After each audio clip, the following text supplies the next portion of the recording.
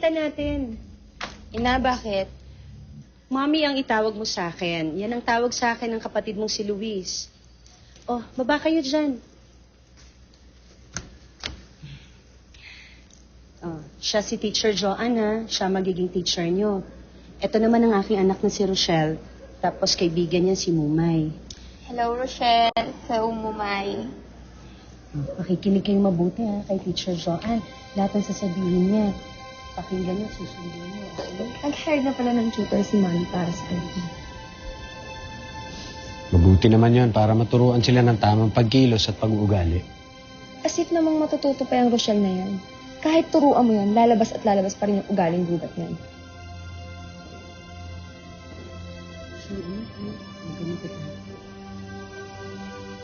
Yan. Sige lang, Riray. Masasanay ka rin gumamit ng kubyertos. Riray, pag kumakain, hindi dapat nakataas ang paa. Ibaba mo yan.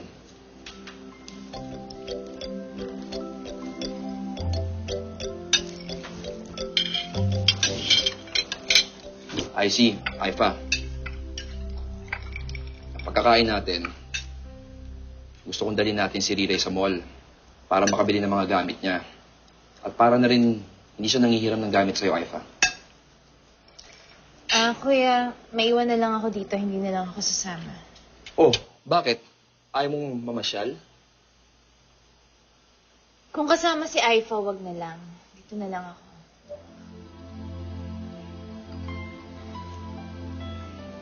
Kung ayaw ni IC, tayong tatlo na lang nila Aifa magmumol, ha?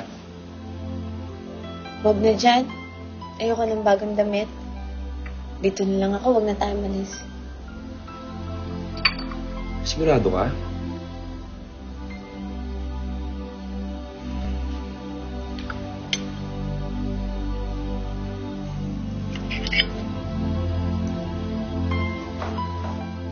Nalinisan niyo na ba yung kotse?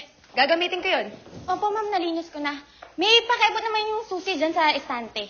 Pakibilisan naman, no? Saan po kayo pupunta, ma'am? Bakit ba palagi kang nagtatanong? Kung magstay ako dito, mabubwisit lang ako. Bakit nagagalit na naman yun? Anong problema niyo? Nagtanong ka pa. Sabi ko naman sa'yo, galit kay Mama Rochelle, kaya hindi makakatagal yan dito sa bahay. Hoy kayo! Ang tinatayo-tayo nyo dyan! Buksan nyo kaya ang gate!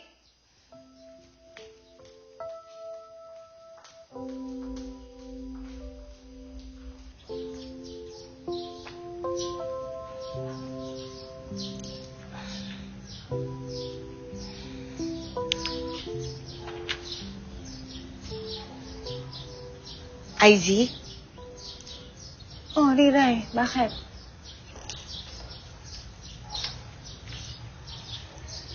Huwag ka nang magalit kay Aifa. Huwag mo na siyang sisihin kung bakit ka iniwan sa gubat. Takot na takot sila ng mga kasama niya. Lalo na nung hinabol sila ni Nana at Unggay.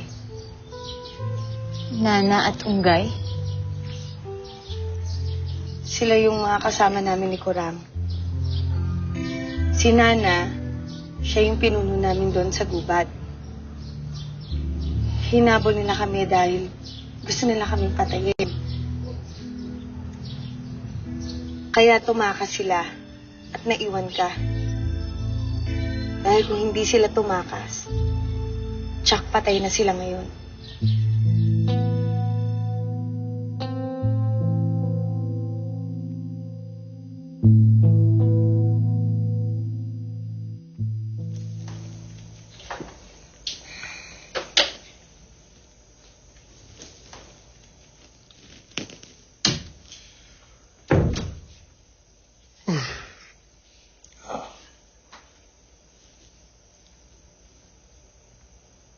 Dad, why are you drinking?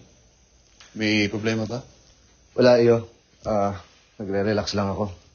Come, have a drink with me. No thanks, Dad. Nakainom ako kagabi. Medyo masakit pang ulo ko. Si Jopay po pala. Lumabas siya sa guest room. Hindi pa. Tulog pa siguro yun. Sabi na matulog. Tanghali na. Kaya mo na kaibigan mo. Bata pa kasi siya. Okay lang na matulog na matulog.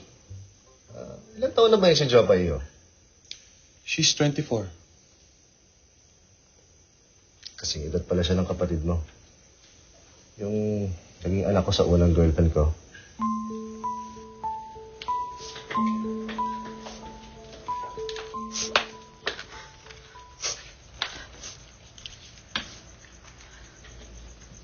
Aifa, ano yan? Saan ka pupunta?